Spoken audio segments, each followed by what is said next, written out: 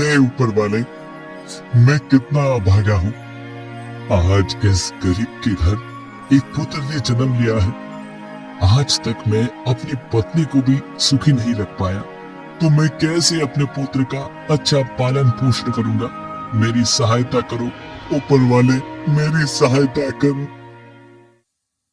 ललितपुर राज्य के छोटे से गांव रौनक में रहने वाला बिंदा एक गरीब आदमी था। उसे जो भी काम मिलता वो करता और जैसे तैसे अपना और अपनी पत्नी कौशल्या का पेट पालता। अपनी गरीबी से दोनों पति पत्नी बहुत ही दुखी थे। उसी गरीबी की दशा में उनके यहाँ एक संतान ने जन्म लिया। उन्होंने अपने पुत्र का नाम चंदा रखा। सुनो जी, पहले हम दो थे, तभी परिवार का गुजारा मुश्किल से हो पाता था। भगवान की दया से अब तो हम 3 हो गए हैं। इसीलिए मैंने एक बात सोची है। क्या बात सोची है तुमने कौशल्या? मैं क्या बोलती हूँ कि आज से खेत खलिहान में मैं भी मजदूरी करने जाया करूंगी। कौशल्या की बात सुन बिंदा दुखी हो उठा। कौशल्या, हमारी शादी को इतने साल हो चुके हैं और आज तक मैं तुम्हें कुछ भी सुख नहीं दे पाया। दुखी क्यों होते हो जी? दुख सुख तो जीवन में आते ही रहते हैं। और फिर हम एक गाड़ी के 2 पहिए हैं। दोनों को एक समान चलना चाहिए, तभी गृहस्थी की गाड़ी ठीक ढंग से चल पाती है। हाँ कौशल्या, कह तो तुम ठीक ही रही हो। कौशल्या, सब पूर्व जन्मों की पापों का फल है। 12 वर्ष में तो कूड़े के ढेर के भी दिन फिरते हैं। फिर हमने ऐसा कौन सा पाप किया है जो गरीबी हमसे चिपक कर ही रह गई है।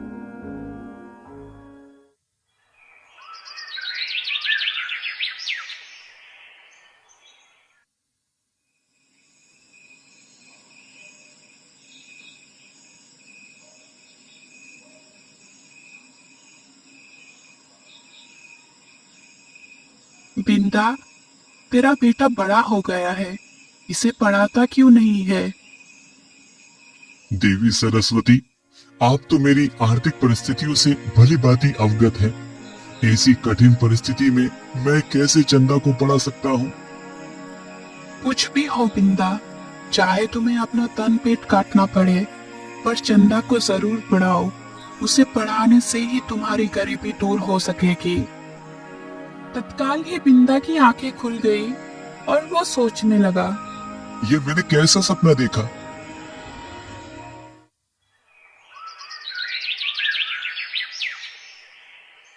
सुबह जब उसने कौशल्या से रात को देखी हुई सपने की चर्चा की, तो कौशल्या कहने लगी, सुनो जी, तुम चंदा को लेकर आज ही विशाखा नगरी चले जाओ। विशाखा नगरी? पर वहाँ क्यों? विशाखा नगरी में चैतन्य नाम का विद्वान रहते हैं। शिक्षा जगत में उनका बड़ा नाम है। तुम चंदा को विद्या अध्ययन हेतु उनके पास ही ले जाओ। लेकिन कौशल्या, इस काम के लिए तो बहुत अधिक धन की आवश्यकता होगी। कहाँ से आएगा वो धन? इसके लिए तो आप सुखी लाला के पास चले जाओ। क्या? सुखी लाला के पास? हाँ, ले देकर गांव में वही तो एक महाजन है। चंदा की शिक्षा है तो उनसे कर्ज ले लो। कौशल्या, सुखी लाला अत्याचारी महाजन है। वो हमेशा गरीबों का शोषण करते हैं। वो बहुत ज्यादा ब्याज पर कर्ज देते हैं और समय पर उधार न चुकाने पर वे बहुत क्रूर हो जाते हैं। तुम ऐसे महाजन से उधार लेने की बात कर रही हो? इसके बिना और कोई दूसरा रास्ता भी तो नहीं है जी।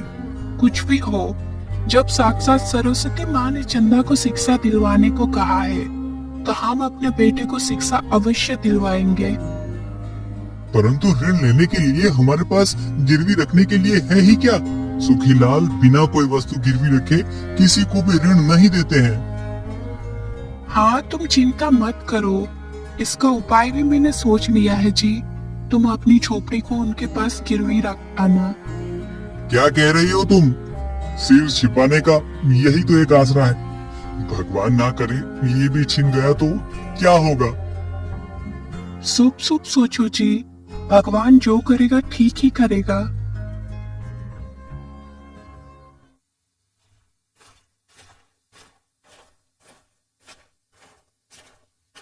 तब उसी दिन बिंदा सुखी लाला के यहाँ पहुंचा और कहने लगा, राम राम सुखीलाल जी।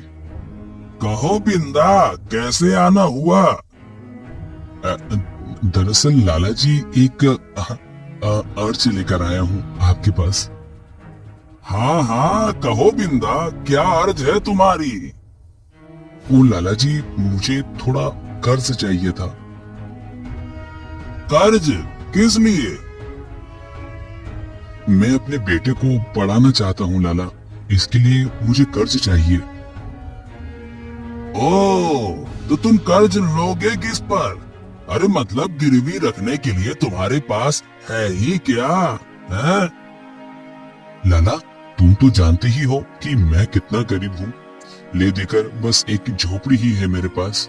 बस उसी झोपड़ी को आपके पास गिरवी रख दूंगा। लाला मन ही मन सोचने लगा, हाँ, सौदा बुरा नहीं रहेगा। बिंदा ऋण तो अदा कर पाएगा नहीं, फिर उसके झोपड़े पर मेरा कब्जा हो जाएगा। हाँ हाँ ठीक है ठीक है ठीक है बिंदा, मैं तुम्हें 100 चांदी के सिक्के उधार दे सकता हूँ, ठीक है? ठीक है लाला जी, आपकी बड़ी मेहरबानी होगी। सुखी लाला ने एक कागज पर बिंदा का अंगूठा लगवा लिया और कहने लगा, पूरे 10 वर्ष की मोहलत देता हूँ मैं तुझे। यदि इन 10 वर्षों के अंदर तू मेरा ऋण ना चुका पाया तो तेरी झोपड़ी और जमीन मेरी होगी। बोल। हाँ हाँ ठीक है, मुझे ये स्वीकार है लाला। फिर सुखी लाला ने उसे 100 चांदी के सिक्के गिनवा कर दे दिए। भगवान तुम्हारा भला करे लाला।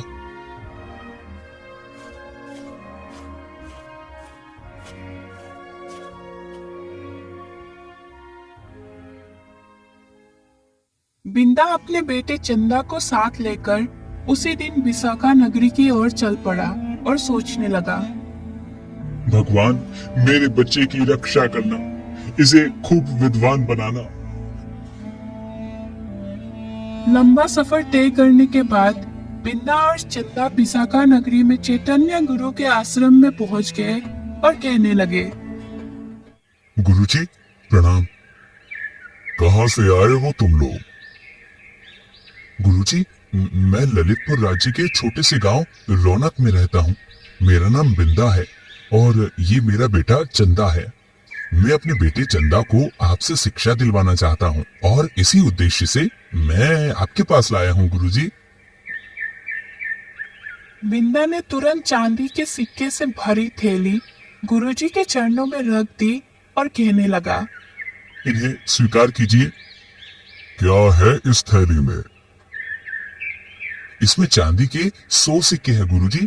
मैं जैसे तैसे इसका प्रबंध कर पाया हूँ, इससे अधिक और आपको नहीं दे पाऊंगा। गुरुजी, मैं गरीब हूँ, मेरे बेटे को शिक्षा देने के लिए मना मत करना। बड़ा भोला आदमी लगता है ये, इसे निराश करना ठीक नहीं है। मैं तुम्हारे बेटे को अवश्य पढ़ाऊंगा। बिंदा, तुम्हारा पुत्र 10 वर्ष के लिए हमारे आश्रम में रहेगा, तभी उसकी शिक्षा पूर्ण हो पाएगी। बोलो। जी गुरुजी। बिंदा अपने बेटे चंदा को चैतन्य गुरु के गुरुकुल में छोड़ आया। बिंदा और कौशल्या का दिनचर्या पहले के ही भांति फिर चलने लगा। इधर चंदा चैतन्य गुरु से शिक्षा पाने लगा। 10 वर्ष कब बीत गए पता ही नहीं चला। तब गुरुजी कहने लगे, चंदा, आज तुम्हारी शिक्षा पूर्ण हुई। तुम हमारे शिष्यों में सबसे मेधावी छात्र हो, इस पर सदा गर्व रहेगा हमें। गुरुदेव, सब आपकी कृपा का फल है, वरना मैं किस योग्य था। चंदा ने गुरु के चरण स्पर्श किए। चंदा, अब तुम अपने माता पिता के पास लौट जाओ। तुम्हारी प्रतीक्षा में न जाने वो कब से बाट जो रहे होंगे। जाओ। वो उसी दिन अपने गांव की ओर चल दिया और फिर लंबा सफर तय करके वो अपने गांव रौनक पर पहुंच गए।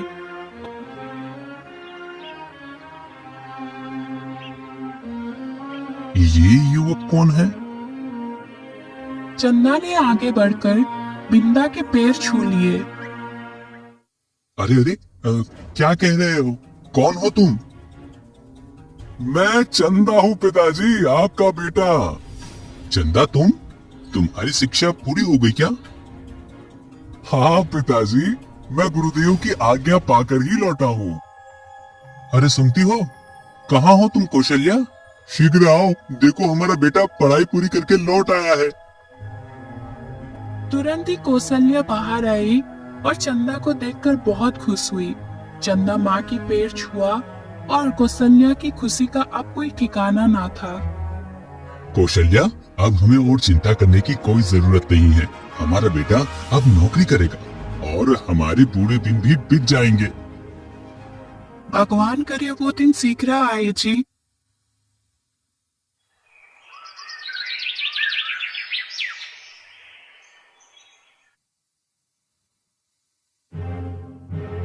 पूरे 10 वर्ष तो बीत चुके हैं। चलो भाई, चलकर अब बिंदा से चांदी के सिक्के लौटाने का तगादा करने का समय आ गया है।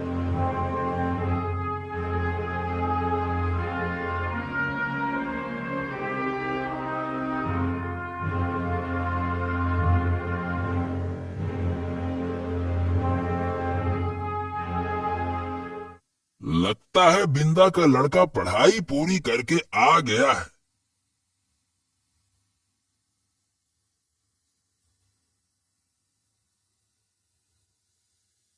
अरे आप सुखी लाला, भूले नहीं तुम मुझे। लाला, आप कोई भूलने की चीज हो क्या? कहिए, कैसे आना हुआ आपको? तुम्हारे माता पिता कहाँ है चंदा? चंदा ये सुनकर चुप रहा। ये देख लाला के तेवर चढ़ गए। अरे बताते क्यों नहीं, तुम्हारे माता पिता कहाँ हैं? सुनो लाला, मेरे पिताजी जिंदा पेड़ों को काटने और मुर्दा पेड़ों को रोपने गए हैं। क्या? हाँ लाला, मेरी माँ हवा बेचने और चांदी खरीदने गई हुई है। लगता है चंदा आवश्यकता से अधिक पढ़कर आया है, तभी ऐसी बातों से मुझे मूर्ख बना रहा है। ये कैसी ऊटपटांग बातें कर रहे हो? मैंने जो प्रश्न पूछा है उसका ठीक ठीक उत्तर दो। तुम्हारे माता पिता कहाँ गए हैं ये बताओ। चंदा ने पुनः पहली वाली बात दोहरा दी, जिसे सुनकर सुखी लाला बुरी तरह खींच गया। चंदा, मेरी बात ध्यान से सुनो।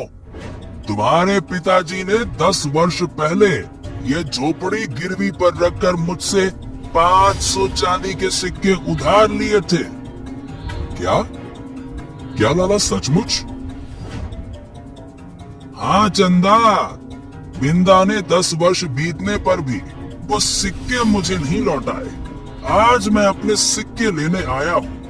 यदि तुम सच सच बता दोगे कि तुम्हारे माता पिता कहाँ हैं, तो क्या करोगे तुम सुखी लाला? लाला सोचने लगा। लड़का बड़ा चालाक है, इससे चालबाजी से काम लेना होगा। चंदा, अगर तुम बताओगे कि तुम्हारे माता पिता कहाँ हैं, तो मैं उधार दिए हुए सिक्के वापस नहीं मांगूंगा। यानी कि आप कर्ज माफ कर दोगे? हाँ, मैं कर्ज माफ कर दूंगा। तुम बताओ तो सही कि तुम्हारे माता पिता कहाँ हैं? सुखी लाला, मैं आपकी बात पर विश्वास कैसे करूं भला?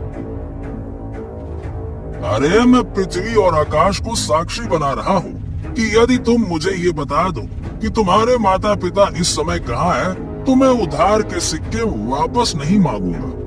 बोलो। लाला, ये पृथ्वी और आकाश बोल नहीं सकते, अतः इन्हें साक्षी नहीं बनाया जा सकता। तो फिर यदि आप किसी जीवित प्राणी को साक्षी बनाओ तो मैं आपकी बात मान लूंगा। ये बिद्दा भर का छोकरा तो हाथ ही नहीं रखने दे रहा, पर मैं भी कोई कम नहीं। लाला की नजर उसकी झोपड़ी पर बैठी तितली पर पड़ी और वो कहने लगा, हाँ तो सुन, मैं इस तितली को साक्षी मानकर वादा करता हूँ कि यदि तुम मुझे अपने माता पिता का पता बता दोगे तो मैं तुम्हारे पिता को दिया हुआ उधार माफ कर दूंगा। ये हुई ना कुछ बात। लाला आप सुनो, मैंने आपसे कहा था कि पिताजी जिंदा पेड़ों को काटने और मुर्दा पेड़ों को रोपने गए। इसका मतलब है कि वो पेड़ काट कर किसी मकान के सामने बाड़ लगाने गए हैं।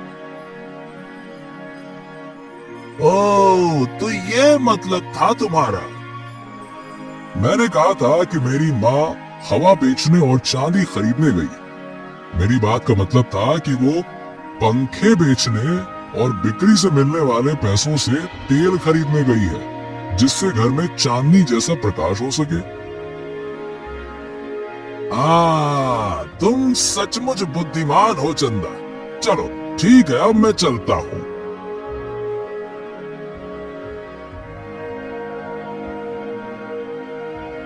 खुशी लाला को जाते हुए देखकर चंदा सोचने लगा, लाला, तूने आज तक बहुत भोले भाले और गरीब लोगों को अपना शिकार बनाया। देख अब तू मेरे जाल में कैसे फंसता है। जब बिंदा और कौशल्या घर वापस लौटे तो चंदा ने बताया, पिताजी, सुखी लाला आया था। ओ कौशल्या, अब क्या होगा? पिताजी आप घबराओ नहीं, मैं आ गया हूँ ना। उस जमाखोर लाला से मैं निपट लूंगा। तुम? लेकिन कैसे बेटा? लाला बहुत ही चालाक है। पिताजी घबराओ नहीं, घबराओ नहीं। ईश्वर जो चाहेगा वही होगा और वो ठीक ही करेगा।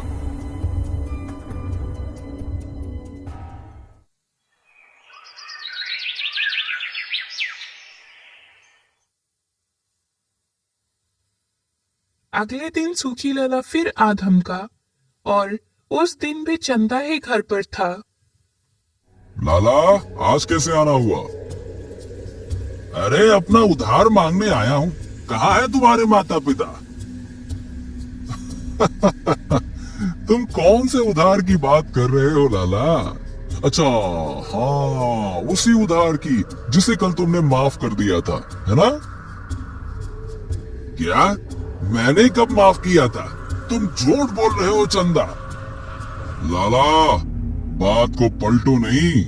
जब कर्ज माफ हो गया तो वापस करने का सवाल ही नहीं उठता। चंदा, मैं तुझे और तेरे बाप को बख्शूंगा नहीं। मैं दरबार में तुम दोनों की शिकायत लेके जाऊंगा। जाओ जाओ, ये इच्छा भी पूरी करके देख लो लाला।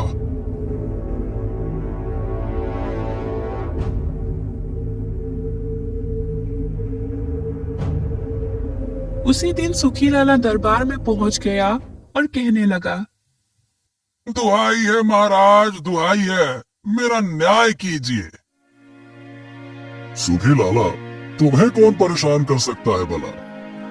महाराज, गांव में बिंदा ने 10 वर्ष पूर्व मुझसे 500 चांदी के सिक्के लिए थे, पर अब मांगने पर उसका धूर्त पुत्र साफ मना करता है।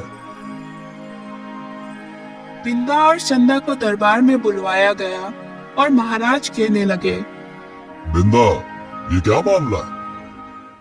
क्षमा कीजिए महाराज, पिताजी की ओर से मैं पैरवी करूंगा। कहो, क्या कहना चाहते हो? ये सच है महाराज कि 10 वर्ष पूर्व मेरे पिताजी ने सुखी लाल से कर्ज लिया था। तो फिर उसे लौटाते क्यों नहीं? वही तो बताने जा रहा हूँ राजन। कल सुखी लाला हमारे यहाँ पर आए थे, तब इन्होंने कर्ज माफ करने का मुझे वचन दिया था। फिर कर्ज लौटाने का प्रश्न ही कहाँ रह जाता है। चंदा, क्या अपनी बात सिद्ध करने हेतु तुम्हारे पास कोई प्रमाण है? तब चंदा ने विस्तार पूर्वक राजा को अपने और सुखी लाला के बीच में कल हुई बातचीत के विषय में बताया। तो एक तितली है तुम्हारी गवाह? हाँ राजन, सुखी लाला ने एक तितली को गवाह बनाकर उसके सामने उधार माफ करने की बात कही थी।